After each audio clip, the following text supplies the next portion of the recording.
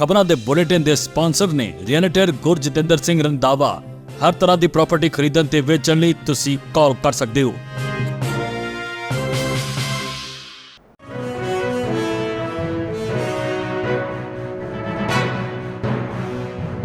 सत श्री अकाल जी, तुसीं देख रहे हो पंजाब मेल यूएसए टीवी ते मैं हां जी सुरभि। खबरां दे इस बुलेटिन च बहुत बहुत स्वागत।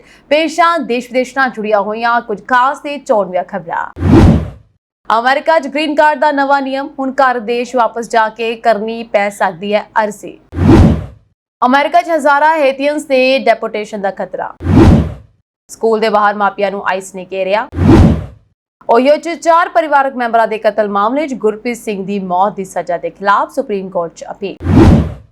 मिनेसोटा दी सैनेट चोण ते ट्रंप दी इमीग्रेशन नीति दा साया। ट्रंप दा वड्डा प्रशासनिक फैसला, विल शार्फ बनणगे नवे व्हाइट हाउस काउंसल। हुण इन्हां खबरां दा विस्तार। इस दे नाल ही देश ते विदेश नाल जुड़िया होईयां तमाम खबरां।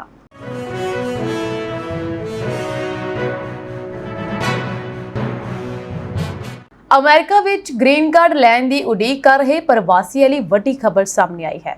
ट्रंप प्रशासन ने ग्रीन कार्ड की प्रक्रिया नूं लैके वड्डा बदलाव कीता।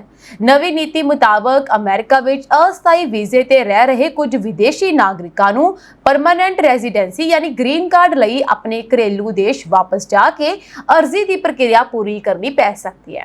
आम तौर पर कुछ योग प्रवासी अमेरिका विच रहिंदे होए ही अपनी इमीग्रेशन स्थिति बदल के ग्रीन कार्ड लई एडजस्टमेंट ऑफ स्टेटस की प्रक्रिया वरत सकते हैं। पर नवी हदायत नाल कुछ अजिहे मामलिਆਂ ਵਿੱਚ ਲੋਕਾਂ ਨੂੰ ਕਾਉਂਸਲਰ ਪ੍ਰੋਸੈਸਿੰਗ ਰਾਹੀਂ ਆਪਣੇ ਦੇਸ਼ ਵਿੱਚ ਅਮਰੀਕੀ ਦੂਤਾਵਾਸ ਜਾਂ ਕੰਸੂਲੇਟ ਤੋਂ ਇਮੀਗ੍ਰੈਂਟ ਵੀਜ਼ਾ ਪ੍ਰਕਿਰਿਆ ਪੂਰੀ ਕਰਨੀ ਪੈ ਸਕਦੀ ਹੈ। ਇਸ ਬਦਲਾਅ ਦਾ ਅਸਰ ਖਾਸ ਤੌਰ ਤੇ ਉਹਨਾਂ ਵਿਦੇਸ਼ੀ ਨਾਗਰਿਕਾਂ ਤੇ ਪੈ ਸਕਦਾ ਹੈ ਜੋ ਅਮਰੀਕਾ ਵਿੱਚ ਟੈਂਪਰੇਰੀ ਵੀਜ਼ਾ ਜਾਂ ਹਿਊਮੈਨਿਟੇਰੀਅਨ पैरोल वर्गे स्टेटस से रह रहे हैं अते अगे चल के परमानेंट रेजिडेंसी हासिल करना चाहते हैं। हालांकि यह बदलाव हर ग्रीन कार्ड एप्लीकेंट ते अपने आप लागू नहीं हुंदा। मामले की किस्म, मौजूदा इमीग्रेशन स्टेटस अते एलिजिबिलिटी के आधार ते प्रक्रिया वक्री हो सकती है। इमीग्रेशन माहरां अते अधिकार संगठनां ने इस बदलाव नूं लैके चिंता जाहिर की है। उन्हां दा यह कहना है कि जेकर अमेरिका विच रह रहे लोकां नूं ग्रीन कार्ड लई अपने देश वापस जाना पैंदा है तां उन्हां नूं लंबे समय लई परिवार अते नौकरी तो दूर रहना पै सकता है। इस नाल खास तौर ते उन्हां परिवारां लई मुश्किल वध सकदी है जिन्हां दी जीवन अते रोजगार दी पूरी व्यवस्था अमेरिका विच बनी हुई है। अमेरिका विच वड्डी गिनती विच भारती H1B, H4, F1 अते होर टैंपरेरी इमीग्रेशन कैटेगरीज राही रहंदे हां। इसलिए ग्रीन कार्ड की प्रक्रिया विच होने वाला कोई भी वड्डा बदलाव भारतीय एप्लीकेंट्स लई भी महत्वपूर्ण है, खास करके जिन्हां दियां ग्रीन कार्ड एप्लीकेशनस लंबे समय तो पेंडिंग हैं। उन्हां लई अपनी इंडिविजुअल इमीग्रेशन सिचुएशन नूं समझना अते लोड़ पैण ते इमीग्रेशन अटारनी तो सलाह लेना महत्वपूर्ण होवेगा। सो एक कदम ट्रंप प्रशासन की व्यापक इमीग्रेशन नीति का हिस्सा मनिया जा रहा है। प्रशासन के वल्लों इमीग्रेशन स्क्रीनिंग अते इन्फोर्समेंट नूं सख्त करन दे कई कदम चुके जा रहे हैं। यानी अमेरिका विच ग्रीन कार्ड दा राह हुण कुछ एप्लीकेंट्स लई होर गुंझलदार हो सकता है अते कुछ लोकां नूं अपनी परमानेंट रेजिडेंसी की प्रक्रिया पूरी करन लई अमेरिका तो बाहर अपने घरेलू देश जाना पै सकता है। अमेरिका विच रह रहे हज़ारां हैतीयन प्रवासियां लई मुश्किलां वधदियां नज़र आ रहीआं हन। ट्रंप प्रशासन दे वल्लों हैती दे नागरिकां लई मिल रही टैंपरेरी प्रोटैक्टेड स्टेटस यानी TPS सुरक्षा खत्म कीते जाण तो बाद हुण कई लोकां नूं गिरफ्तारी अते डेपोटेशन दा डर सता रिहा है। रिपोर्टां दे मुताबक लगभग 3.5 लाख हैतीयन इस फैसले नाल प्रभावित हो सकते हैं। TPS के तहत इन्हां लोकां नूं अमेरिका विच कानूनी तौर ते रहन अते काम करन दी इजाजत मिली हुई से। घरों बाहर निकलन तो भी डर रहे लोग TPS सुरक्षा खत्म होने तो बाद हैतीयन भाईचारे विच डर दा माहौल है। कई लोकां नूं चिंता है कि जेकर वो आइस दे संपर्क विच आए तां उन्हां नूं हिरासत विच लिया जा सकता है। कुछ हैतीयन प्रवासियों नूं आइस अधिकारियों के कोल रिपोर्ट करने लई कहा गया अते कुछ मामलों विच लोकां नूं एंकल मॉनिटर भी लगाए जाण दी रिपोर्टां सामने आईयां हन। सो परिवारां नूं विछोड़े दा डर भी है। इस फैसले ने उन्हां परिवारां दी चिंता भी वधा दित्ती है जो कई सालां तो अमेरिका विच रह रहे हैं। कई हैतीयन परिवारां दे बच्चे अमेरिका विच पैदा होए हन अते उन्हां दी पूरी जिंदगी अमेरिका विच ही बीती है। हुण परिवारां नूं डर है कि जेकर एक मैंबर नूं डिपोर्ट किया गया तां परिवार टुट सकता है ਅਤੇ ਬੱਚਿਆਂ ਨੂੰ ਮਾਪਿਆਂ ਤੋਂ ਵੱਖ ਹੋਣ ਦੀ ਸਥਿਤੀ ਦਾ ਸਾਹਮਣਾ ਕਰਨਾ ਪੈ ਸਕਦਾ ਹੈ। ਹੈਤੀ ਵਾਪਸੀ ਦੀ ਵੱਡੀ ਚਿੰਤਾ ਹੈ। ਸੋ ਹੈਤੀ ਵਿੱਚ ਮੌਜੂਦਾ ਸਮੇਂ ਸਿਆਸੀ ਅਸਥਿਰਤਾ, ਹਿੰਸਾ ਅਤੇ ਮਨੁੱਖੀ ਸੰਕਟ ਨੂੰ ਲੈ ਕੇ ਇੱਕ ਗੰਭੀਰ ਚਿੰਤਾਵਾਂ ਹਨ। ਇਸੇ ਕਾਰਨ ਪ੍ਰਵਾਸੀ ਅਧਿਕਾਰ ਸੰਗਠਨ ਇਹ ਕਹਿ ਰਹੇ ਹਨ ਕਿ ਹੈਤੀਅਨਸ ਨੂੰ ਵਾਪਸ ਭੇਜਣਾ ਉਹਨਾਂ ਲਈ ਗੰਭੀਰ ਖਤਰਾ ਪੈਦਾ ਕਰ ਸਕਦਾ ਹੈ। ਦੂਜੇ ਪਾਸੇ ਟਰੰਪ ਪ੍ਰਸ਼ਾਸਨ ਦਾ ਰੁਖ ਹੈ ਕਿ TPS ਇੱਕ ਅਸਥਾਈ ਸੁਰੱਖਿਆ ਹੈ ਅਤੇ ਜਦੋਂ ਕਿਸੇ ਦੇਸ਼ ਲਈ ਇਹ ਸੁਰੱਖਿਆ ਜਾਰੀ ਰੱਖਣ ਦੀਆਂ ਸ਼ਰਤਾਂ ਪੂਰੀਆਂ ਨਹੀਂ ਰਹਿੰਦੀਆਂ ਤਾਂ ਇਸ ਨੂੰ ਖਤਮ ਕੀਤਾ ਜਾ ਸਕਦਾ ਹੈ। ਸੁਪਰੀਮ ਕੋਰਟ ਦੇ ਫੈਸਲੇ ਤੋਂ ਬਾਅਦ ਵਧਿਆ ਦਬਾਅ ਵੱਧ ਗਿਆ ਹੈ। ਸੋ ਹੈਤੀਅਨ TPS ਨੂੰ ਖਤਮ ਕਰਨ ਦੇ ਫੈਸਲੇ ਨੂੰ ਲੈ ਕੇ ਅਦਾਲਤਾਂ ਵਿੱਚ ਕਾਨੂੰਨੀ ਲੜਾਈ ਵੀ ਚੱਲੀ। ਤਾਜ਼ਾ ਅਦਾਲਤੀ ਕਾਰਵਾਈ ਤੋਂ ਬਾਅਦ ਪ੍ਰਸ਼ਾਸਨ ਦੇ ਲਈ TPS ਖਤਮ ਕਰਨ ਅਤੇ ਇਮੀਗ੍ਰੇਸ਼ਨ ਇਨਫੋਰਸਮੈਂਟ ਅੱਗੇ ਵਧਾਉਣ ਦਾ ਰਾਹ ਹੋਰ ਖੁੱਲਿਆ ਹੈ। ਹੁਣ ਹੈਤੀਅਨ ਭਾਈਚਾਰੇ ਦੀ ਨਜ਼ਰ ਇਸ ਗੱਲ ਤੇ ਹੈ ਕਿ ਅਮਰੀਕੀ ਇਮੀਗ੍ਰੇਸ਼ਨ ਅਧਿਕਾਰੀ ਅੱਗੇ ਕਿੰਨੀ ਵੱਡੀ ਕਾਰਵਾਈ ਕਰਦੇ ਹਨ ਅਤੇ ਕੀ ਕਾਂਗਰਸ ਜਾਂ ਅਦਾਲਤਾਂ ਦੇ ਵੱਲੋਂ ਇਨ੍ਹਾਂ ਲੋਕਾਂ ਨੂੰ ਕੋਈ ਹੋਰ ਕਾਨੂੰਨੀ ਸੁਰੱਖਿਆ ਮਿਲਦੀ ਹੈ। ਯਾਨੀ TPS ਖਤਮ ਹੋਣ ਤੋਂ ਬਾਅਦ ਅਮਰੀਕਾ ਵਿੱਚ ਰਹਿ ਰਹੇ ਲਗਭਗ 3.5 ਲੱਖ ਹੈਤੀਅਨਸ ਲਈ ਹੁਣ ਕਾਨੂੰਨੀ ਸਥਿਤੀ ਅਤੇ ਭਵਿੱਖ ਦੋਵੇਂ ਹੀ ਅਨਿਸ਼ਚਿਤ ਬਣ ਗਏ ਹਨ। ਅਮਰੀਕਾ ਦੇ ਬਾਲਟਿਮੋਰ ਤੋਂ ਇਮੀਗ੍ਰੇਸ਼ਨ ਇਨਫੋਰਸਮੈਂਟ ਦੇ ਨਾਲ ਜੁੜੀ ਇੱਕ ਅਹਿਮ ਵੀਡੀਓ ਸਾਹਮਣੇ ਆਈ ਹੈ। ਨਵੀਂ ਪੁਲਿਸ ਬੋਡੀ ਕੈਮ ਵੀਡੀਓ ਦੇ ਵਿੱਚ ਦਿਖਾਈ ਦੇ ਰਿਹਾ ਹੈ ਕਿ ਆਈਸ ਅਧਿਕਾਰੀਆਂ ਦੇ ਵੱਲੋਂ ਇੱਕ ਸਕੂਲ ਦੇ ਬਾਹਰ ਆਪਣੀ ਧੀ ਨੂੰ ਛੱਡਣ ਆਏ ਇੱਕ ਜੋੜੇ ਨੂੰ ਹਿਰਾਸਤ ਵਿੱਚ ਲਿਆ ਗਿਆ। ਇਹ ਘਟਨਾ 11 ਜੂਨ 2026 ਨੂੰ ਈਸਟ ਬਾਲਟਿਮੋਰ ਦੇ Commodore John Rogers elementary middle school ਦੇ ਬਾਹਰ ਵਾਪਰੀ। ਜੀਸਸ ਐਸੀਵੇਡੋ ਸ਼ੈਂਜ਼ੇ ਅਤੇ ਉਹਨਾਂ ਦੀ ਸਾਥੀ ਐਡਰੀਆਨਾ ਆਪਣੀ ਧੀ ਨੂੰ ਸਕੂਲ ਛੱਡਣ ਆਏ ਸਨ ਜਦੋਂ ਆਈਸ ਅਧਿਕਾਰੀਆਂ ਨੇ ਦੋਵਾਂ ਨੂੰ ਹਿਰਾਸਤ ਵਿੱਚ ਲੈ ਲਿਆ। ਨਵੀਂ ਸਾਹਮਣੇ ਆਈ ਬੋਡੀ ਕੈਮ ਵੀਡੀਓ ਦੇ ਵਿੱਚ ਬਾਲਟਿਮੋਰ ਪੁਲਿਸ ਦਾ ਇੱਕ ਅਧਿਕਾਰੀ ਆਈਸ ਏਜੰਟਾਂ ਨੂੰ ਕਹਿੰਦਾ ਸੁਣਾਈ ਦਿੰਦਾ ਹੈ ਕਿ ਆਈਸ ਅਧਿਕਾਰੀਆਂ ਨੂੰ ਸਕੂਲ ਦੀ ਜਾਇਦਾਦ ਤੇ ਆਉਣ ਦੀ ਇਜਾਜ਼ਤ ਨਹੀਂ ਹੈ। ਇਸ ਮਾਮਲੇ ਵਿੱਚ ਇੱਕ ਹੋਰ ਮਹੱਤਵਪੂਰਨ ਗੱਲ ਇਹ ਹੈ ਕਿ ਬਾਲਟਿਮੋਰ ਸਿਟੀ ਕੌਂਸਲ ਨੇ ਮਾਰਚ ਵਿੱਚ ਇੱਕ ਕਾਨੂੰਨ ਪਾਸ ਕੀਤਾ ਸੀ ਜਿਸ ਤਹਿਤ ਸਥਾਨਕ ਪੁਲਿਸ ਨੂੰ ਆਈਸ ਨਾਲ ਸਹਿਯੋਗ ਕਰਨ ਤੇ ਪਾਬੰਦੀ ਹੈ। CBS ਨਿਊਜ਼ ਬਾਲਟਿਮੋਰ ਨੂੰ ਮਿਲੀ ਆਈ ਵਿਟਨੈਸ ਵੀਡੀਓ ਦੇ ਵਿੱਚ ਦਿਖਾਈ ਦਿੰਦਾ ਹੈ ਕਿ ਜੋੜੇ ਦੀ ਗੱਡੀ ਦੀ ਇੱਕ ਖਿੜਕੀ ਟੁੱਟਣ ਤੋਂ ਬਾਅਦ ਆਈਸ ਏਜੰਟ ਉਹਨਾਂ ਨੂੰ ਹਿਰਾਸਤ ਵਿੱਚ ਲੈ ਰਹੇ ਹਨ। ਜੋੜੇ ਦੇ ਵਕੀਲ ਦੇ ਮੁਤਾਬਕ ਉਹ ਸਵੇਰੇ ਕਰੀਬ 7 ਵਜੇ ਡੰਕਿਨ ਡੋਨਟਸ ਤੋਂ ਨਿਕਲ ਕੇ ਆਪਣੀ SUV ਵਿੱਚ ਜਾ ਰਹੇ ਸਨ। ਉਹਨਾਂ ਨੂੰ ਮਹਿਸੂਸ ਹੋਇਆ ਕਿ ਕੋਈ ਗੱਡੀ ਉਹਨਾਂ ਦਾ ਪਿੱਛਾ ਕਰ ਰਹੀ ਹੈ। ਵਕੀਲ ਦਾ ਦਾਅਵਾ ਹੈ ਕਿ ਇੱਕ ਬਿਨਾਂ ਨਿਸ਼ਾਨ ਵਾਲੀ ਗੱਡੀ ਵਿੱਚ ਆਏ ਇਮੀਗ੍ਰੇਸ਼ਨ ਏਜੰਟਾਂ ਨੇ ਉਹਨਾਂ ਦੀ SUV ਨੂੰ ਰੋਕਣ ਦੀ ਕੋਸ਼ਿਸ਼ ਕੀਤੀ। ਵਕੀਲ ਨੇ ਅਦਾਲਤ ਵਿੱਚ ਦੱਸਿਆ ਕਿ ਕਾਲੇ ਕੱਪੜਿਆਂ ਵਿੱਚ ਆਏ ਕੁਝ ਲੋਕ ਬੰਦੂਕਾਂ ਸਮੇਤ ਗੱਡੀ ਤੋਂ ਬਾਹਰ ਨਿਕਲੇ ਅਤੇ ਇੱਕ ਵਿਅਕਤੀ ਨੇ ਡਰਾਈਵਰ ਸਾਈਡ ਦੀ ਖਿੜਕੀ ਤੋੜ ਦਿੱਤੀ। ਦੂਜੇ ਪਾਸੇ ਅਮਰੀਕੀ ਡਿਪਾਰਟਮੈਂਟ ਆਫ ਹੋਮਲੈਂਡ ਸਿਕਿਉਰਿਟੀ ਨੇ ਜੀਸਸ ਤੋਂ ਦੋਸ਼ ਲਗਾਇਆ ਯਾਨੀ ਕਿ ਉਸਤੇ ਦੋਸ਼ ਲਗਾਇਆ ਕਿ ਉਹਨਾਂ ਨੇ ਅਧਿਕਾਰੀਆਂ ਦੇ ਕਾਨੂੰਨੀ ਹੁਕਮ ਮੰਨਣ ਤੋਂ ਇਨਕਾਰ ਕੀਤਾ, ਗ੍ਰਿਫਤਾਰੀ ਦਾ ਵਿਰੋਧ ਕੀਤਾ ਅਤੇ ਗੱਡੀ ਰਾਹੀਂ ਕਾਨੂੰਨ ਲਾਗੂ ਕਰਨ ਵਾਲੇ ਅਧਿਕਾਰੀਆਂ ਤੋਂ ਬਚਣ ਦੀ ਕੋਸ਼ਿਸ਼ ਕੀਤੀ। DHS ਨੇ ਇਹ ਵੀ ਦਾਅਵਾ ਕੀਤਾ ਕਿ ਇਸ ਦੌਰਾਨ ਇੱਕ ਆਈਸ ਅਧਿਕਾਰੀ ਗੱਡੀ ਨਾਲ ਘਸੀਟਿਆ ਗਿਆ।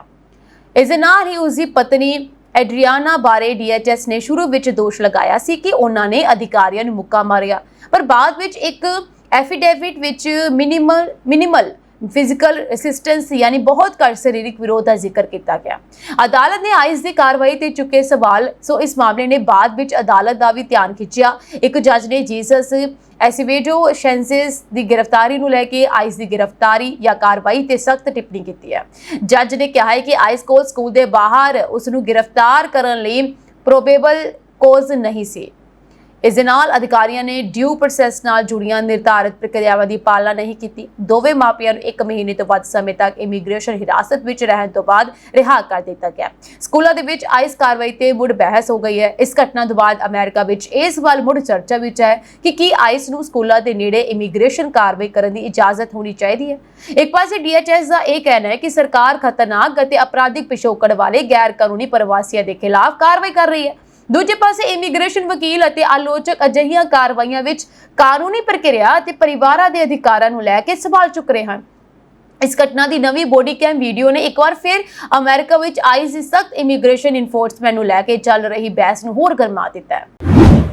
ਅਮਰੀਕਾ ਦੇ ਓਹੀਓ ਸੂਬੇ ਵਿੱਚ ਭਾਰਤੀ ਮੂਲ ਦੇ ਗੁਰਪ੍ਰੀਤ ਸਿੰਘ ਦਾ ਮਾਮਲਾ ਇੱਕ ਵਾਰ ਫਿਰ ਚਰਚਾ ਵਿੱਚ ਹੈ। ਤਾਜ਼ਾ ਜਾਣਕਾਰੀ ਦੇ ਮੁਤਾਬਕ ਗੁਰਪ੍ਰੀਤ ਸਿੰਘ ਦੇ ਵਕੀਲਾਂ ਨੇ ਓਹੀਓ ਸੁਪਰੀਮ ਕੋਰਟ ਦੇ ਅੱਗੇ ਉਸ ਦੀ ਸਜ਼ਾ ਅਤੇ ਦੋਸ਼ ਸਿੱਧੀ ਨੂੰ ਚੁਣੌਤੀ ਦਿੱਤੀ ਹੈ। ਅਦਾਲਤ ਨੇ ਹਾਲ ਹੀ ਵਿੱਚ ਇਸ ਅਪੀਲ ਤੇ ਜ਼ੁਬਾਨੀ ਦਲੀਲਾਂ ਸੁਣੀਆਂ ਹਨ। ਬਚਾਅ ਪੱਖ ਨਵਾਂ ਟ੍ਰਾਇਲ ਮੰਗ ਰਿਹਾ ਹੈ, ਜਦਕਿ ਸਰਕਾਰੀ ਵਕੀਲ ਮੌਜੂਦਾ ਦੋਸ਼ ਸਿੱਧੀ ਅਤੇ ਸਜ਼ਾ ਨੂੰ ਬਰਕਰਾਰ ਰੱਖਣ ਦੀ ਮੰਗ ਕਰ ਰਹੇ ਹਨ। ਇਹ ਮਾਮਲਾ 29 ਅਪ੍ਰੈਲ 2019 ਦੀਆਂ ਘਟਨਾਵਾਂ ਦੇ ਨਾਲ ਸੰਬੰਧਿਤ ਹੈ। ਅਦਾਲਤੀ ਰਿਕਾਰਡ ਦੇ ਮੁਤਾਬਕ ਵੈਸਟਚੈਸਟਰ ਬਟਲਰ ਕਾਉਂਟੀ ਤੇ ਇੱਕ ਅਪਾਰਟਮੈਂਟ ਵਿੱਚ ਗੁਰਪ੍ਰੀਤ ਸਿੰਘ ਦੀ ਪਤਨੀ ਸ਼ਲਿੰਦਰਜੀਤ ਕੌਰ ਸਿੰਘ ਸੋਹਰਾ, ਹਕੀਕਤ ਸਿੰਘ ਸੱਸ ਪਰਮਜੀਤ ਕੌਰ ਅਤੇ ਪਰਿਵਾਰ ਦੀ ਇੱਕ ਹੋਰ ਮੈਂਬਰ ਅਮਰਜੀਤ ਕੌਰ ਦੀ ਗੋਲੀਆਂ ਮਾਰ ਕੇ ਹੱਤਿਆ ਕਰ ਦਿੱਤੀ ਗਈ ਸੀ।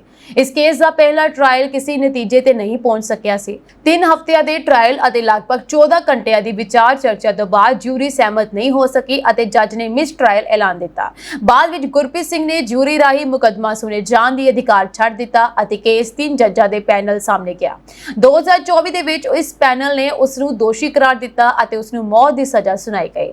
ਹੁਣ ਗੁਰਪ੍ਰੀਤ ਸਿੰਘ ਦੀ ਨਵੀਂ ਵਕੀਲ ਦੇ ਵੱਲੋਂ ਓਹੀਓ ਸੁਪਰੀਮ ਕੋਰਟ ਵਿੱਚ ਇਹ ਮੁੱਦਾ ਉਠਾਇਆ ਗਿਆ ਕਿ ਪਿਛਲੇ ਬਚਾਅ ਪੱਖ ਦੇ ਵਕੀਲਾਂ ਵੱਲੋਂ ਉਸ ਨੂੰ ਪ੍ਰਭਾਵਸ਼ਾਲੀ ਕਾਨੂੰਨੀ ਨੁਮਾਇੰਦਗੀ ਨਹੀਂ ਮਿਲੀ। ਬਚਾਅ ਪੱਖ ਖਾਸ ਤੌਰ ਤੇ ਉਸ ਦੇ ਜਿਊਰੀ ਟ੍ਰਾਇਲ ਛੱਡਣ ਦੇ ਫੈਸਲੇ ਤੇ ਸਵਾਲ ਉਠਾ ਰਿਹਾ ਹੈ। ਉਹਨਾਂ ਦੀ ਦਲੀਲ ਦਾ ਇੱਕ ਹਿੱਸਾ ਇਹ ਵੀ ਹੈ ਕਿ ਗੁਰਪ੍ਰੀਤ ਸਿੰਘ ਦੀ ਪਹਿਲੀ ਭਾਸ਼ਾ ਪੰਜਾਬੀ ਹੈ ਅਤੇ ਉਸ ਨੂੰ ਅੰਗਰੇਜ਼ੀ ਕਾਨੂੰਨੀ ਸ਼ਬਦਾਵਲੀ ਸਮਝਣ ਵਿੱਚ ਮੁਸ਼ਕਿਲ ਆ ਸਕਦੀ ਸੀ, ਪਰ ਸਰਕਾਰੀ ਪੱਖ ਇਸ ਦਲੀਲ ਦਾ ਵਿਰੋਧ ਕਰ ਰਿਹਾ ਹੈ। ਅਦਾਲਤੀ ਰਿਕਾਰਡ ਵਿੱਚ ਦਰਜ ਹੈ ਕਿ ਗੁਰਪ੍ਰੀਤ ਸਿੰਘ ਨੇ ਜਿਊਰੀ ਦਾ ਹੱਕ ਛੱਡਣ ਵਾਲੇ ਦਸਤਾਵੇਜ਼ ਤੇ ਦਸਤਖਤ ਕੀਤੇ ਸਨ ਅਤੇ ਟ੍ਰਾਇਲ ਸ਼ੁਰੂ ਹੋਣ ਸਮੇਂ ਜੱਜ ਨੇ ਉਸੇ ਤੋਂ ਮੁੜ ਪੁੱਛਿਆ ਸੀ ਕਿ ਕੀ ਉਹ 3 ਜੱਜਾਂ ਦੇ ਪੈਨਲ ਸਾਹਮਣੇ ਹੀ ਕੇਸ ਚਲਾਉਣਾ ਚਾਹੁੰਦਾ ਹੈ। ਰਿਕਾਰਡ ਮੁਤਾਬਕ ਉਸਨੇ ਇਸ ਦੀ ਪੁਸ਼ਟੀ ਕੀਤੀ ਸੀ। ਹੇਠਲੀ ਅਦਾਲਤ ਨੇ ਟ੍ਰਾਇਲ ਤੋਂ ਪਹਿਲਾਂ ਇਹ ਵੀ ਸਪਸ਼ਟ ਕੀਤਾ ਸੀ ਕਿ ਟ੍ਰਾਇਲ ਸ਼ੁਰੂ ਹੋਣ ਤੋਂ ਪਹਿਲਾਂ ਉਹ ਜਿਊਰੀ ਵੇਵਰ ਵਾਪਸ ਲੈ ਸਕਦਾ ਹੈ। ਇਸ ਲਈ ਇਹ ਕਹਿਣਾ ਅਜੇ ਸਹੀ ਨਹੀਂ ਹੋਵੇਗਾ ਕਿ ਓਹੀਓ ਸੁਪਰੀਮ ਕੋਰਟ ਨੇ ਗੁਰਪ੍ਰੀਤ ਸਿੰਘ ਨੂੰ ਨਵਾਂ ਟ੍ਰਾਇਲ ਦੇ ਦਿੱਤਾ। ਇਸ ਵੇਲੇ ਸਹੀ ਸਥਿਤੀ ਇਹ ਹੈ ਕਿ ਉਸਨੇ ਆਪਣੀ ਦੋਸ਼ ਸਿੱਧੀ ਅਤੇ ਮੌਤ ਦੀ ਸਜ਼ਾ ਦੇ ਖਿਲਾਫ ਅਪੀਲ ਕੀਤੀ ਹੈ ਅਤੇ ਨਵਾਂ ਟ੍ਰਾਇਲ ਉਸ ਵੱਲੋਂ ਮੰਗੀ ਜਾ ਰਹੀ ਰਾਹਤ ਵਿੱਚ ਸ਼ਾਮਲ ਹੈ। ਸੁਪਰੀਮ ਕੋਰਟ ਨੇ ਦਲੀਲਾਂ ਸੁਣੀਆਂ ਹਨ। ਅੰਤਿਮ ਫੈਸਲਾ ਅਜੇ ਆਉਣਾ ਬਾਕੀ ਹੈ। ਅਦਾਲਤ ਦੇ ਫੈਸਲੇ ਨਾਲ ਇਹ ਤੈਅ ਹੋਵੇਗਾ ਕਿ ਗੁਰਪ੍ਰੀਤ ਸਿੰਘ ਦੀ ਕਨਵਿਕਸ਼ਨਸ ਅਤੇ ਡੈਥ ਸੈਂਟੈਂਸ ਬਰਕਰਾਰ ਰਹੇਗੀ, ਕੇਸ ਵਿੱਚ ਕੋਈ ਹੋਰ ਕਾਨੂੰਨੀ ਰਾਹਤ ਮਿਲੇਗੀ ਜਾਂ ਨਵੇਂ ਟ੍ਰਾਇਲ ਵੱਲ ਰਸਤਾ ਖੁੱਲੇਗਾ। ਅਮਰੀਕਾ ਦੇ ਮਿਨੇਸੋਟਾ ਸੂਬੇ ਵਿੱਚ ਡੈਮੋਕ੍ਰੈਟਿਕ ਪਾਰਟੀ ਦੀ ਸੈਨੇਟ ਪ੍ਰਾਇਮਰੀ ਚੋਣ ਕਾਫੀ ਦਿਲਚਸਪ ਅਤੇ ਤਣਾਅਪੂਰਨ ਬਣੀ ਹੋਈ ਹੈ। ਇਸ ਚੋਣ ਵਿੱਚ ਹੁਣ ਸਿਰਫ ਉਮੀਦਵਾਰਾਂ ਦੀਆਂ ਨੀਤੀਆਂ ਹੀ ਨਹੀਂ, ਸਗੋਂ ਰਾਸ਼ਟਰਪਤੀ ਡੋਨਾਲਡ ਟਰੰਪ ਦੀ ਸਖਤ ਇਮੀਗ੍ਰੇਸ਼ਨ ਨੀਤੀ ਵੀ ਵੱਡਾ ਚੋਣ ਮੁੱਦਾ ਬਣ ਗਈ ਹੈ। ਇਸ ਚੋਣ ਵਿੱਚ ਮੁੱਖ ਮੁਕਾਬਲਾ ਡੈਮੋਕ੍ਰੈਟਿਕ ਕਾਂਗਰਸ ਮੈਂਬਰ ਐਂਜੀ ਕ੍ਰੈਗ ਅਤੇ ਮਿਨੇਸੋਟਾ ਦੀ ਲੈਫਟੀਨੈਂਟ ਗਵਰਨਰ ਪੈਗੀ ਫਲੈਨਾਂਗਨ ਵਿਚਕਾਰ ਹੈ। ਸੋ ਦੋਵੇਂ ਉਮੀਦਵਾਰਾਂ ਦੇ ਵਿਚਕਾਰ ਮੁਕਾਬਲਾ ਸਖਤ ਹੈ ਅਤੇ ਇਮੀਗ੍ਰੇਸ਼ਨ ਦਾ ਮੁੱਦਾ ਵੋਟਰਾਂ ਨੂੰ ਖਾਸ ਤੌਰ ਤੇ ਪ੍ਰਭਾਵਿਤ ਕਰ ਰਿਹਾ ਹੈ।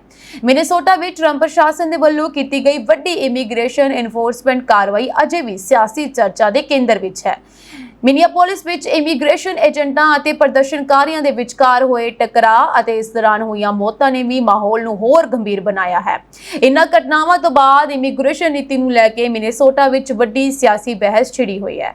ਐਂਜੀ ਕ੍ਰੇਗ ਨੂੰ ਆਪਣੀ ਹੀ ਪਾਰਟੀ ਦੇ ਕੁਝ ਪ੍ਰੋਗਰੈਸਿਵ ਵੋਟਰਾਂ ਦੀ ਆਲੋਚਨਾ ਦਾ ਸਾਹਮਣਾ ਕਰਨਾ ਪੈ ਰਿਹਾ ਹੈ। ਇਸ ਦਾ ਇੱਕ ਕਾਰਨ ਉਹਨਾਂ ਦਾ 2025 ਵਿੱਚ ਲੇਕਿਨ ਰਿਲੇ ਐਕਟ ਦੇ ਇੱਕ ਹੱਕ ਵਿੱਚ ਵੋਟ ਪਾਉਣਾ ਹੈ। ਸੋ ਇਸ ਕਾਨੂੰਨ ਨੇ ਫੈਡਰਲ ਸਰਕਾਰ ਨੂੰ ਕੁਝ ਇਮੀਗ੍ਰੇਸ਼ਨ ਮਾਮਲਿਆਂ ਵਿੱਚ ਗੈਰ ਨਾਗਰਿਕਾਂ ਨੂੰ ਹਿਰਾਸਤ ਵਿੱਚ ਲੈਣ ਲਈ ਵਧੇਰੇ ਅਧਿਕਾਰ ਦਿੱਤੇ ਸਨ। ਹੁਣ ਫਲੈਨਾਂਗਨ ਦੇ ਸਮਰਥਕ ਇਸ ਮੁੱਦੇ ਨੂੰ ਕ੍ਰੈਗ ਦੇ ਖਿਲਾਫ ਚੋਣੀ ਹਥਿਆਰ ਵਜੋਂ ਵਰਤ ਰਹੇ ਹਨ। ਕ੍ਰੈਗ ਨੇ ਬਾਅਦ ਵਿੱਚ ਇਸ ਵੋਟ ਤੇ ਅਫਸੋਸ ਵੀ ਜਤਾਇਆ। ਦੂਜੇ ਪਾਸੇ ਪੈਗੀ ਫਲੈਨਾਂਗਨ ਆਪਣੇ ਆਪ ਨੂੰ ਡੈਮੋਕ੍ਰੈਟਿਕ ਪਾਰਟੀ ਦੇ ਵਧੇਰੇ ਪ੍ਰੋਗਰੈਸਿਵ ਧੜੇ ਨਾਲ ਜੋੜ ਰਹੀ ਹੈ। ਉਹ ਇਮੀਗ੍ਰੇਸ਼ਨ ਮੁੱਦੇ ਤੇ ਕ੍ਰੈਗ ਦੀ ਪਹੁੰਚ ਦੀ ਆਲੋਚਨਾ ਕਰ ਰਹੀ ਹੈ ਅਤੇ ਵੱਡੇ ਪ੍ਰੋਗਰੈਸਿਵ ਮੁੱਦਿਆਂ ਨੂੰ ਆਪਣੀ ਮੁਹਿੰਮ ਦਾ ਹਿੱਸਾ ਬਣਾ ਰਹੀ ਹੈ। ਫਲੈਨਾਂਗਨ ਨੂੰ ਪ੍ਰੋਗਰੈਸਿਵ ਵੋਟਰਾਂ ਦੇ ਨਾਲ-ਨਾਲ ਬਰਨੀ ਸੈਂਡਰਸ ਵਰਗੇ ਆਗੂਆਂ ਦਾ ਸਮਰਥਨ ਵੀ ਮਿਲਿਆ ਹੈ। ਮਿਨੇਸੋਟਾ ਵਿੱਚ ਡੈਮੋਕ੍ਰੈਟਿਕ ਸੈਨੇਟ ਪ੍ਰਾਇਮਰੀ 11 ਅਗਸਤ 2026 ਨੂੰ ਹੋ ਰਹੀ ਹੈ। ਇਸ ਚੋਣ ਤੋਂ ਬਾਅਦ ਜੇਤੂ ਉਮੀਦਵਾਰ ਨਵੰਬਰ ਵਿੱਚ ਹੋਣ ਵਾਲੀ ਆਮ ਚੋਣ ਵਿੱਚ ਡੈਮੋਕ੍ਰੈਟਿਕ ਪਾਰਟੀ ਵੱਲੋਂ ਸੈਨੇਟ ਦੀ ਸੀਟ ਲਈ ਮੈਦਾਨ ਵਿੱਚ ਉਤਰੇਗਾ। ਸੋ ਮਿਨੇਸੋਟਾ ਦੀ ਇਹ ਚੋਣ ਡੈਮੋਕ੍ਰੈਟਿਕ ਪਾਰਟੀ ਦੇ ਅੰਦਰ ਚੱਲ ਰਹੀ ਇੱਕ ਵੱਡੀ ਬਹਿਸ ਨੂੰ ਵੀ ਦਰਸਾ ਰਹੀ ਹੈ ਕਿ ਪਾਰਟੀ ਨੂੰ ਇਮੀਗ੍ਰੇਸ਼ਨ ਵਰਗੇ ਮੁੱਦਿਆਂ ਤੇ ਵਧੇਰੇ ਸਖਤ ਅਤੇ ਮੱਧਮ ਰਾਹ ਅਪਣਾਉਣਾ ਚਾਹੀਦਾ ਹੈ ਜਾਂ ਪ੍ਰੋਗਰੈਸਿਵ ਨੀਤੀਆਂ ਤੇ ਜ਼ੋਰ ਦੇਣਾ ਚਾਹੀਦਾ ਹੈ। ਇਸੇ ਕਰਕੇ ਮਿਨੇਸੋਟਾ ਦੀ ਸੈਨੇਟ ਪ੍ਰਾਇਮਰੀ ਸਿਰਫ ਇੱਕ ਸੂਬੇ ਦੀ ਚੋਣ ਨਹੀਂ ਹੈ, ਬਲਕਿ ਡੈਮੋਕ੍ਰੈਟਿਕ ਪਾਰਟੀ ਦੀ ਭਵਿੱਖੀ ਸਿਆਸੀ ਦਿਸ਼ਾ ਦਾ ਵੀ ਇਮਤਿਹਾਨ ਮੰਨੀ ਜਾ ਰਹੀ ਹੈ। ਅਮਰੀਕੀ ਰਾਸ਼ਟਰਪਤੀ ਡੋਨਾਲਡ ਟਰੰਪ ਨੇ ਆਪਣੀ ਟੀਮ ਦੇ ਵਿੱਚ ਇੱਕ ਵੱਡਾ ਬਦਲਾਅ ਕਰਦਿਆਂ ਵਿਲ ਸ਼ਾਫ ਨੂੰ ਨਵਾਂ ਵਾਈਟ ਹਾਊਸ ਕਾਉਂਸਲ ਨਿਯੁਕਤ ਕਰਨ ਦਾ ਐਲਾਨ ਕੀਤਾ ਹੈ। ਵਿਲ ਸ਼ਾਫ ਇਸ ਸਮੇਂ ਟਰੰਪ ਪ੍ਰਸ਼ਾਸਨ ਵਿੱਚ ਵਾਈਟ ਹਾਊਸ ਸਟਾਫ ਸੈਕਟਰੀ ਵਜੋਂ ਕੰਮ ਕਰ ਰਹੇ ਹਨ। ਉਹ 1 ਸਤੰਬਰ 2026 ਤੋਂ ਨਵੀਂ ਜ਼ਿੰਮੇਵਾਰੀ ਸੰਭਾਲਣਗੇ ਅਤੇ ਮੌਜੂਦਾ ਵਾਈਟ ਹਾਊਸ ਕਾਉਂਸਲ ਡੇਵਿਡ ਵਾਰਿੰਗਟਨ ਦੀ ਥਾਂ ਲੈਣਗੇ। ਸੋ ਵਾਰਿੰਗਟਨ ਹੁਣ ਪ੍ਰਾਈਵੇਟ ਸੈਕਟਰ ਵਿੱਚ ਜਾਣ ਦੀ ਤਿਆਰੀ ਕਰ ਰਹੇ ਹਨ। ਵਿਲ ਸ਼ਾਫ ਇੱਕ ਵਕੀਲ ਹਨ ਅਤੇ ਟਰੰਪ ਦੇ ਨਾਲ ਪਹਿਲਾਂ ਵੀ ਕਈ ਕਾਨੂੰਨੀ ਮਾਮਲਿਆਂ ਵਿੱਚ ਕੰਮ ਕਰ ਚੁੱਕੇ ਹਨ। ਉਹ ਟਰੰਪ ਦੀ ਕਾਨੂੰਨੀ ਟੀਮ ਦਾ ਹਿੱਸਾ ਰਹੇ ਹਨ ਅਤੇ ਰਾਸ਼ਟਰਪਤੀ ਦੇ ਕਾਨੂੰਨੀ ਅਧਿਕਾਰ ਅਧਿਕਾਰਾਂ ਦੇ ਨਾਲ ਜੁੜੇ ਇੱਕ ਮਹੱਤਵਪੂਰਨ ਸੁਪਰੀਮ ਕੋਰਟ ਕੇਸ ਵਿੱਚ ਵੀ ਟਰੰਪ ਦੀ ਨੁਮਾਇੰਦਗੀ ਕਰ ਚੁੱਕੇ ਹਨ। ਸ਼ਾਫ ਨੇ ਪ੍ਰਿੰਸਟਨ ਯੂਨੀਵਰਸਿਟੀ ਤੋਂ ਪੜ੍ਹਾਈ ਕਰਨ ਤੋਂ ਬਾਅਦ ਹਾਰਵਰਡ ਲਾਅ ਸਕੂਲ ਤੋਂ ਕਾਨੂੰਨ ਦੀ ਡਿਗਰੀ ਹਾਸਲ ਕੀਤੀ ਹੈ। ਉਹ ਪਹਿਲਾਂ ਫੈਡਰਲ ਪ੍ਰੋਸੀਕਿਊਟਰ ਵਜੋਂ ਵੀ ਕੰਮ ਕਰ ਚੁੱਕੇ ਹਨ। ਵਾਈਟ ਹਾਊਸ ਕਾਉਂਸਲ ਰਾਸ਼ਟਰਪਤੀ ਦਾ ਇੱਕ ਬਹੁਤ ਮਹੱਤਵਪੂਰਨ ਕਾਨੂੰਨੀ ਸਲਾਹਕਾਰ ਹੁੰਦਾ ਹੈ। ਇਹ ਅਹੁਦੇ ਤੇ ਸ਼ਾਫ ਵੱਲੋਂ ਰਾਸ਼ਟਰਪਤੀ ਨੂੰ ਕਾਨੂੰਨੀ ਮਾਮਲਿਆਂ, ਰਾਸ਼ਟਰਪਤੀ ਦੇ ਹੁਕਮਾਂ, ਕਾਨੂੰਨਾਂ ਅਤੇ ਸਰਕਾਰ ਦੇ ਨਾਲ ਜੁੜੇ ਕਾਨੂੰਨੀ ਵਿਵਾਦਾਂ ਬਾਰੇ ਸਲਾਹ ਦਿੱਤੀ ਜਾਵੇਗੀ। ਵਿਲ ਸ਼ਾਫ ਦਾ ਨਾਮ ਟਰੰਪ ਦੇ $400 ਮਿਲੀਅਨ ਦੇ ਵਾਈਟ ਹਾਊਸ ਬਾਲਰੂਮ ਪ੍ਰੋਜੈਕਟ ਨਾਲ ਵੀ ਜੁੜਿਆ ਰਿਹਾ ਹੈ। ਉਹ ਨੈਸ਼ਨਲ ਕੈਪੀਟਲ ਪਲੈਨਿੰਗ ਕਮਿਸ਼ਨ ਦੇ ਮੁਖੀ ਰਹੇ ਹਨ, ਜਿਸ ਨੇ ਇਸ ਪ੍ਰੋਜੈਕਟ ਦੀ ਮਨਜ਼ੂਰੀ ਵਿੱਚ ਭੂਮਿਕਾ ਨਿਭਾਈ ਸੀ। ਇਸ ਪ੍ਰੋਜੈਕਟ ਨੂੰ ਲੈ ਕੇ ਕਾਨੂੰਨੀ ਵਿਵਾਦ ਵੀ ਚੱਲ ਰਿਹਾ ਹੈ। ਟਰੰਪ ਦੇ ਵੱਲੋਂ ਇਹ ਨਿਯੁਕਤੀ ਅਜਿਹੇ ਸਮੇਂ ਕੀਤੀ ਗਈ ਹੈ ਜਦੋਂ ਅਮਰੀਕਾ ਵਿੱਚ 2026 ਦੀਆਂ ਮਿਡਟਰਮ ਚੋਣਾਂ ਨੇੜੇ ਹਨ। ਅਜਿਹੇ ਵਿੱਚ ਵਾਈਟ ਹਾਊਸ ਨੂੰ ਕਈ ਕਾਨੂੰਨੀ ਅਤੇ ਸਿਆਸੀ ਚੁਣੌਤੀਆਂ ਦਾ ਸਾਹਮਣਾ ਕਰਨਾ ਪੈ ਸਕਦਾ ਹੈ। ਅਮਰੀਕਾ ਦੇ ਐਰੀਜ਼ੋਨਾ ਦੇ ਵਿੱਚ 19 ਸਾਲਾਂ ਦੇ ਯੂਨੀਵਰਸਿਟੀ ਵਿਦਿਆਰਥੀ ਦੇ ਕਤਲ ਦੇ ਮਾਮਲੇ ਵਿੱਚ ਜਰਮਨੀ ਵਿੱਚ ਇੱਕ ਭਾਰਤੀ ਮੂਲ ਦੇ ਵਿਅਕਤੀ ਨੂੰ ਗ੍ਰਿਫਤਾਰ ਕੀਤਾ ਗਿਆ ਹੈ। ਦੋਸ਼ੀ ਦੀ ਪਛਾਣ 20 ਸਾਲਾਂ ਦੇ ਵਰੁਣ ਬਚੀਗਰੀ ਵਜੋਂ ਹੋਈ ਹੈ। ਉਸ ਤੇ ਆਪਣੀ ਪ੍ਰੇਮਿਕਾ ਜੁਲੀਸਾ ਰੂਬੀ ਸਲਾਜ਼ਾਰ ਦੀ ਹੱਤਿਆ ਦਾ ਦੋਸ਼ ਹੈ। ਜੁਲੀਸਾ ਐਰੀਜ਼ੋਨਾ ਯੂਨੀਵਰਸਿਟੀ ਦੀ ਵਿਦਿਆਰਥਣ ਸੀ। ਅਮਰੀਕੀ ਮੀਡੀਆ ਦੇ ਅਨੁਸਾਰ ਉਹ ਦੋਸ਼ੀ ਨਾਲ ਟੁੱਟਣ ਵਾਲੀ ਸੀ, ਯਾਨੀ ਕਿ ਉਸਦਾ ਬ੍ਰੇਕਅਪ ਹੋਣ ਵਾਲਾ ਸੀ। ਦੱਸਿਆ ਜਾ ਰਿਹਾ ਹੈ ਕਿ ਦੋਸ਼ੀ ਤੇ ਪਹਿਲਾਂ ਹਿੰਸਕ ਵਿਵਹਾਰ ਦੇ ਦੋਸ਼ ਲੱਗੇ ਸਨ। ਪੁਲਿਸ ਦੇ ਅਨੁਸਾਰ 6 ਅਗਸਤ ਨੂੰ ਜੁਲੀਸਾ ਦੇ ਪਰਿਵਾਰ ਨੇ ਆਪਣੇ ਅਪਾਰਟਮੈਂਟ ਵਿੱਚ ਭਲਾਈ ਜਾਂਚ ਕਰਨ ਲਈ ਪੁਲਿਸ ਨੂੰ ਬੁਲਾਇਆ। ਪੁਲਿਸ ਅਤੇ ਫਾਇਰ ਫਾਈਟਰਸ ਸ਼ਾਮ 4 ਵਜੇ ਦੇ ਕਰੀਬ ਮੌਕੇ ਤੇ ਪਹੁੰਚੇ। ਜੁਲੀਸਾ ਫਰਸ਼ ਤੇ ਬੇਹੋਸ਼ ਪਈ ਮਿਲੀ ਅਤੇ ਉਸਦੇ ਸਰੀਰ ਤੇ ਸੱਟਾਂ ਲੱਗੀਆਂ ਹੋਈਆਂ ਸਨ। ਜਾਂਚ ਦੌਰਾਨ ਪੁਲਿਸ ਨੂੰ ਉਸਦੀ ਗਰਦਨ ਦੁਆਲੇ ਨਿਸ਼ਾਨ ਅਤੇ ਖੁਰਚੀਆਂ ਵੀ ਮਿਲੀਆਂ ਹਨ। ਸੋ ਇਸ ਤੋਂ ਬਾਅਦ ਉਹਨਾਂ ਨੇ ਮਾਮਲੇ ਦੀ ਸ਼ੱਕੀ ਕਤਲ ਵਜੋਂ ਜਾਂਚ ਸ਼ੁਰੂ ਕਰ ਦਿੱਤੀ। ਪੁਲਿਸ ਦੇ ਅਨੁਸਾਰ ਜੁਲੀਸਾ ਦੇ ਇੱਕ ਰੂਮਮੇਟ ਨੇ ਕਿਹਾ ਕਿ ਉਹ ਦੋਸ਼ੀ ਨਾਲ ਬ੍ਰੇਕਅਪ ਬਾਰੇ ਚਰਚਾ ਕਰ ਰਹੀ ਸੀ। ਇੱਕ ਹੋਰ ਰੂਮਮੇਟ ਨੇ ਪੁਲਿਸ ਨੂੰ ਦੱਸਿਆ ਕਿ 5 ਅਗਸਤ ਨੂੰ ਜੁਲੀਸਾ ਦੇ ਕਮਰੇ ਵਿੱਚੋਂ ਉੱਚੀ ਚੀਕਾਂ ਤੇ ਬਹਿਸਾਂ ਸੁਣਾਈ ਦਿੱਤੀਆਂ। ਇਹ ਰੌਲਾ ਕਈ ਮਿੰਟਾਂ ਤੱਕ ਚੱਲਦਾ ਰਿਹਾ। ਇਸ ਤੋਂ ਬਾਅਦ ਕੁਝ ਦੇਰ ਲਈ ਚੁੱਪੀ ਰਹੀ ਅਤੇ ਫਿਰ ਆਵਾਜ਼ਾਂ ਵਾਪਸ ਆ ਗਈਆਂ। ਬਾਅਦ ਵਿੱਚ ਰੂਮਮੇਟ ਨੇ ਜੁਲੀਸਾ ਨੂੰ ਸੁਨੇਹਾ ਭੇਜਿਆ ਕਿ ਉਹ ਠੀਕ ਹੈ। ਜੁਲੀਸਾ ਨੇ ਕਥਿਤ ਤੌਰ ਤੇ ਜਵਾਬ ਦਿੱਤਾ ਕਿ ਉਹ ਠੀਕ ਹੈ ਅਤੇ ਇਹ ਸਿਰਫ ਇੱਕ ਬਹਿਸ ਸੀ। ਅਮਰੀਕੀ ਮੀਡੀਆ ਵਿੱਚ ਪ੍ਰਕਾਸ਼ਿਤ ਅਦਾਲਤੀ ਰਿਕਾਰਡਾਂ ਦੇ ਅਨੁਸਾਰ ਵਰੁਣ ਪਹਿਲਾਂ ਹਮਲੇ ਲਈ ਜਾਂਚ ਅਧੀਨ ਸੀਗਾ। ਉਸ ਵਿਰੁੱਧ ਪੀਮਾ ਕਾਉਂਟੀ ਵਿੱਚ ਹਮਲਾ ਅਤੇ ਜਾਣਬੁੱਝ ਕੇ ਸੱਟ ਲਗਾਉਣ ਦਾ ਮਾਮਲਾ ਵੀ ਦਰਜ ਸੀ। ਰਿਪੋਰਟਾਂ ਦੇ ਅਨੁਸਾਰ ਲੜਾਈ ਤੋਂ ਬਾਅਦ ਉਸ ਨੂੰ ਐਰੀਜ਼ੋਨਾ ਯੂਨੀਵਰਸਿਟੀ ਤੋਂ ਕੱਢ ਦਿੱਤਾ ਗਿਆ ਸੀ। ਉਹ ਉੱਥੇ ਕਾਰੋਬਾਰੀ ਵਿਸ਼ਲੇਸ਼ਣ ਦੀ ਪੜ੍ਹਾਈ ਕਰ ਰਿਹਾ ਸੀ। ਰਿਪੋਰਟਾਂ ਇਹ ਵੀ ਦਰਸਾਉਂਦੀਆਂ ਹਨ ਕਿ ਉਸਨੇ ਹਾਲ ਹੀ ਦੇ ਵਿੱਚ ਆਪਣੀ ਨੌਕਰੀ ਗਵਾ ਦਿੱਤੀ ਸੀ, ਜਿਸ ਕਾਰਨ ਕਿਰਾਏ ਦਾ ਭੁਗਤਾਨ ਕਰਨ ਅਤੇ ਉਸਦੀ ਵੀਜ਼ਾ ਸਥਿਤੀ ਵਿੱਚ ਮੁਸ਼ਕਲਾਂ ਪੈਦਾ ਹੋ ਸਕਦੀਆਂ ਸਨ। ਕਤਲ ਤੋਂ ਬਾਅਦ ਅਮਰੀਕਾ ਭੱਜਿਆ। ਸੋ ਪੁਲਿਸ ਦੇ ਅਨੁਸਾਰ ਵਰੁਣ ਜੁਲੀਸਾ ਦੀ ਮੌਤ ਤੋਂ ਬਾਅਦ ਟਕਸਨ ਅੰਤਰਰਾਸ਼ਟਰੀ ਹਵਾਈ ਅੱਡੇ ਤੇ ਪਹੁੰਚਿਆ। ਉੱਥੇ ਉਹ ਹਿਊਸਟਨ ਅਤੇ ਫਿਰ ਜਰਮਨੀ ਦੀ ਰਾਜਧਾਨੀ ਬਰਲਿਨ ਚਲਾ ਗਿਆ। ਪੁਲਿਸ ਨੂੰ ਸ਼ੱਕ ਹੈ ਕਿ ਉਹ ਉੱਥੇ ਭਾਰਤ ਜਾਣ ਦੀ ਕੋਸ਼ਿਸ਼ ਕਰ ਰਿਹਾ ਸੀ। ਉੱਥੋਂ ਪੁਲਿਸ ਨੇ ਉਸ ਦੇ ਖਿਲਾਫ ਗ੍ਰਿਫਤਾਰੀ ਵਾਰੰਟ ਵੀ ਜਾਰੀ ਕੀਤਾ। ਇਸ ਤੋਂ ਬਾਅਦ ਐਰੀਜ਼ੋਨਾ ਅਧਿਕਾਰੀਆਂ ਨੇ ਅਮਰੀਕੀ ਸੰਘੀ ਏਜੰਸੀਆਂ ਅਤੇ ਜਰਮਨ ਅਧਿਕਾਰੀਆਂ ਨਾਲ ਤਾਲਮੇਲ ਕਰਕੇ ਕਾਰਵਾਈ ਕੀਤੀ ਅਤੇ ਜਰਮਨੀ ਪਹੁੰਚਣ ਤੇ ਉਸ ਨੂੰ ਗ੍ਰਿਫਤਾਰ ਕਰ ਲਿਆ। ਟਕਸਨ ਪੁਲਿਸ ਨੇ ਦੱਸਿਆ ਕਿ ਉਹ ਪਹਿਲਾਂ ਹਿਊਸਟਨ ਅਤੇ ਫਿਰ ਜਰਮਨੀ ਗਿਆ। ਅਮਰੀਕੀ ਅਧਿਕਾਰੀ ਹੁਣ ਉਸ ਨੂੰ ਐਰੀਜ਼ੋਨਾ ਵਾਪਸ ਲਿਆਉਣ ਦੀ ਪ੍ਰਕਿਰਿਆ ਸ਼ੁਰੂ ਕਰਨਗੇ। ਵਰੁਣ ਨੂੰ ਐਰੀਜ਼ੋਨਾ ਭੇਜੇ ਜਾਣ ਦੀ ਉਮੀਦ ਹੈ। ਉੱਥੇ ਉਸ ਤੇ ਪਹਿਲੀ ਡਿਗਰੀ ਕਤਲ ਦਾ ਦੋਸ਼ ਲਗਾਇਆ ਜਾਵੇਗਾ ਅਤੇ ਉਸ ਨੂੰ ਪੀਮਾ ਕਾਉਂਟੀ ਬਾਲਕ ਹਿਰਾਸਤ ਕੇਂਦਰ ਵਿੱਚ ਰੱਖਿਆ ਜਾਵੇਗਾ। ਆਸਟ੍ਰੇਲੀਆ ਦੇ ਸਭ ਤੋਂ ਵਿਅਸਤ ਹਵਾਈ ਅੱਡੇ ਤੇ 2 ਯਾਤਰੀ ਜਹਾਜ਼ਾਂ ਦੇ ਵਿਚਕਾਰ ਟੱਕਰ ਤੋਂ ਵਾਲ-ਵਾਲ ਬਚ ਗਿਆ। ਸੁਰੱਖਿਆ ਅਧਿਕਾਰੀਆਂ ਨੇ ਐਤਵਾਰ ਨੂੰ ਇਸ ਘਟਨਾ ਦੀ ਜਾਂਚ ਸ਼ੁਰੂ ਕੀਤੀ। ਇਸ ਘਟਨਾ ਦੇ ਵਿੱਚ ਇੱਕ ਚਾਲਕ ਦਲ ਦਾ ਮੈਂਬਰ ਜ਼ਖਮੀ ਹੋ ਗਿਆ। ਇਹ ਘਟਨਾ ਐਤਵਾਰ ਸਵੇਰ ਦੀ ਹੈ, ਜਦੋਂ ਜੈਟਸਟਾਰ ਦੇ ਇੱਕ ਪਾਇਲਟ ਨੂੰ ਕਤਰ 에ਅਰਵੇਜ਼ ਦੇ ਜੈਟ ਨਾਲ ਟਕਰਾਉਣ ਤੋਂ ਬਚਣ ਲਈ ਅਚਾਨਕ ਬ੍ਰੇਕ ਲਗਾਉਣੀ ਪਈ। ਇਸ ਹਾਦਸੇ ਕਰਕੇ ਸਿਡਨੀ 에ਅਰਪੋਰਟ ਤੇ ਉਡਾਨਾਂ ਦੀ ਆਵਾਜਾਈ ਕਾਫੀ ਪ੍ਰਭਾਵਿਤ ਹੋਈ ਹੈ। ਆਸਟ੍ਰੇਲੀਅਨ ਟਰਾਂਸਪੋਰਟ ਸੇਫਟੀ ਬਿਊਰੋ ਨੇ ਰਿਪੋਰਟ ਦਿੱਤੀ ਕਿ ਜੈਟਸਟਾਰ ਦਾ 에ਅਰਬਸ A320 ਐਤਵਾਰ ਸਵੇਰੇ ਇੱਕ ਉਡਾਨ ਲਈ ਗੋਲਡ ਕੋਸਟ ਜਾ ਰਿਹਾ ਸੀ। ਚਾਲਕ ਦਲ ਨੇ ਦੇਖਿਆ ਕਿ ਇੱਕ ਕਤਰ 에ਅਰਵੇਜ਼ ਬੋਇੰਗ 777 ਯਾਨੀ 777 ਇੱਕ 에ਅਰਕ੍ਰਾਫਟ ਟਗ ਦੁਆਰਾ ਖਿੱਚਿਆ ਜਾ ਰਿਹਾ ਸੀ, ਜੋ ਕਿ ਕ੍ਰੋਸਿੰਗ ਟੈਕਸੀਵੇ ਤੇ ਉਹਨਾਂ ਦੇ ਜਹਾਜ਼ਾਂ ਦੇ ਨੇੜੇ ਆ ਰਿਹਾ ਸੀ। ATSB ਦੇ ਬਿਆਨ ਵਿੱਚ ਇਹ ਕਿਹਾ ਗਿਆ ਕਿ ਦੋਵਾਂ ਜਹਾਜ਼ਾਂ ਦੇ ਅਚਾਨਕ ਰੁਕਣ ਦੇ ਨਾਲ ਜੈਟਸਟਾਰ A320 ਤੇ ਸਵਾਰ ਕੈਬਿਨ ਕਰੂ ਦਾ ਇੱਕ ਮੈਂਬਰ ਜ਼ਖਮੀ ਹੋ ਗਿਆ ਅਤੇ 777 ਦੇ ਨੋਜ਼ ਗੇਅਰ ਅਤੇ 에ਅਰਕ੍ਰਾਫਟ ਟਗ ਵਿਚਕਾਰਲੇ ਕਨੈਕਸ਼ਨਸ ਨੂੰ ਵੀ ਨੁਕਸਾਨ ਪਹੁੰਚਿਆ। ਅਚਾਨਕ ਬ੍ਰੇਕ ਲੱਗਣ ਦੀ ਵਜ੍ਹਾ ਕਰਕੇ ਕੈਬਿਨ ਵਿੱਚ ਚੱਲ ਰਿਹਾ ਜੈਟਸਟਾਰ ਕਰੂ ਦਾ ਮੈਂਬਰ ਜ਼ਖਮੀ ਸੀ, ਜਿਸ ਦਾ ਬਾਅਦ ਵਿੱਚ ਪੈਰਾਮੈਡਿਕਸ ਦੁਆਰਾ ਇਲਾਜ ਕੀਤਾ ਗਿਆ।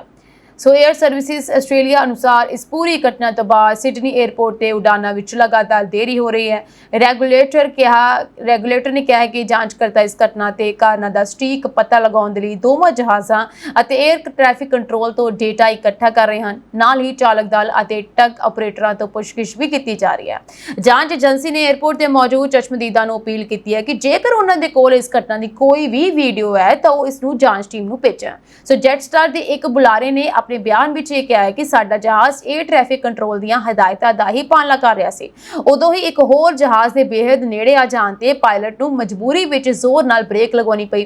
ਕਤਰ 에ਅਰਵੇਜ਼ ਨੇ ਟਿੱਪਣੀ ਦੀ ਬੇਨਤੀ ਦਾ ਤੁਰੰਤ ਜਵਾਬ ਨਹੀਂ ਦਿੱਤਾ। ਹਾਲਾਂਕਿ ਇੱਕ ਅਧਿਕਾਰੀ ਨੇ ਆਪਣਾ ਨਾਮ ਗੁਪਤ ਰੱਖਣ ਦੀ ਸ਼ਰਤ ਤੇ ਬੋਲਦੇ ਹੋਏ ਇਹ ਕਿਹਾ ਕਿ ਸ਼ੁਰੂਆਤੀ ਜਾਣਕਾਰੀ ਤੋਂ ਪਤਾ ਚੱਲਦਾ ਹੈ ਕਿ ਕਤਰ ਦੇ ਜਹਾਜ਼ ਨੂੰ ਖਿੱਚਣ ਵਾਲੇ ਟਗ ਨੇ ਹਵਾਈ ਆਵਾਜਾਈ ਨਿਯੰਤਰਣ ਨਿਰਦੇਸ਼ਾਂ ਦੀ ਪਾਲਣਾ ਨਹੀਂ ਕੀਤੀ।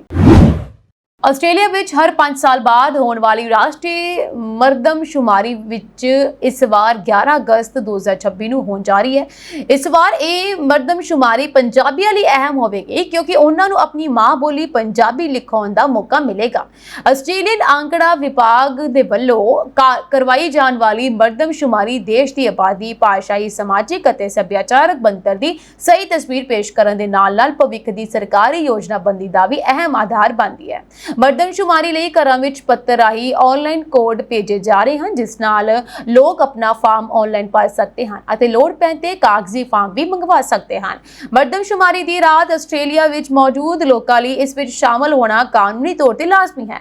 ਇਸ ਵਿੱਚ ਨਾਗਰਿਕਾਂ ਅਤੇ ਪੱਕੇ ਵਸਨੀਕਾਂ ਤੋਂ ਇਲਾਵਾ ਬੱਚੇ, ਵਿਦਿਆਰਥੀ, ਕੰਮਕਾਜੀ ਅਤੇ ਵਿਜ਼ਟਰ ਵੀਜ਼ਿਆਂ ਸਮੇਤ ਬਹੁਤ ਸਾਰੇ ਅਸਥਾਈ ਵੀਜ਼ਾ ਧਾਰਕ ਵੀ ਸ਼ਾਮਲ ਹੁੰਦੇ ਹਨ। ਉਸ ਸਮੇਂ ਦੇਸ਼ ਤੋਂ ਬਾਹਰ ਮੌਜੂਦ ਲੋਕਾਂ ਨੂੰ ਆਸਟ੍ਰੇਲੀਆ ਦੀ ਮਰਦਮਸ਼ੁਮਾਰੀ ਆਬਾਦੀ ਵਿੱਚ ਨਹੀਂ ਗਿਣਿਆ ਜਾਂਦਾ। ਇਸ ਵਾਰ ਦੀ ਮਰਦਮਸ਼ੁਮਾਰੀ ਪੰਜਾਬੀ ਭਾਈਚਾਰੇ ਲਈ ਖਾਸ ਤੌਰ ਤੇ ਅਹਿਮ ਮੰਨੀ ਜਾ ਰਹੀ ਹੈ। ਫਾਰਮ ਦੇ ਵਿੱਚ ਜਦੋਂ ਪੁੱਛਿਆ ਜਾ ਰਿਹਾ ਹੈ ਕਿ ਕੀ ਘਰ ਵਿੱਚ ਅੰਗਰੇਜ਼ੀ ਤੋਂ ਇਲਾਵਾ ਕਿਹੜੀ ਭਾਸ਼ਾ ਬੋਲੀ ਜਾਂਦੀ ਹੈ ਤਾਂ ਘਰ ਵਿੱਚ ਪੰਜਾਬੀ ਬੋਲਣ ਵਾਲਿਆਂ ਨੂੰ ਪੰਜਾਬੀ ਦਰਜ ਕਰਨ ਲਈ ਜਾਗਰੂਕ ਕੀਤਾ ਜਾ ਰਿਹਾ ਹੈ। ਪੰਜਾਬੀ ਕਿਸੇ ਇੱਕ ਧਰਮ ਤੱਕ ਸੀਮਿਤ ਨਹੀਂ ਹੈ, ਇਸ ਲਈ ਕਿਸੇ ਵੀ ਧਰਮ ਨਾਲ ਸੰਬੰਧਿਤ ਵਿਅਕਤੀ ਆਪਣੀ ਰੋਜ਼ਾਨਾ ਬੋਲਚਾਲ ਦੀ ਭਾਸ਼ਾ ਪੰਜਾਬੀ ਹੋਣ ਤੇ ਇਸ ਨੂੰ ਦਰਜ ਕਰ ਸਕਦਾ ਹੈ। ਆਸਟ੍ਰੇਲੀਆ ਵਿੱਚ ਪੰਜਾਬੀ ਬੋਲਣ ਵਾਲਿਆਂ ਦੀ ਗਿਣਤੀ ਲਗਾਤਾਰ ਵਧੀ ਹੈ।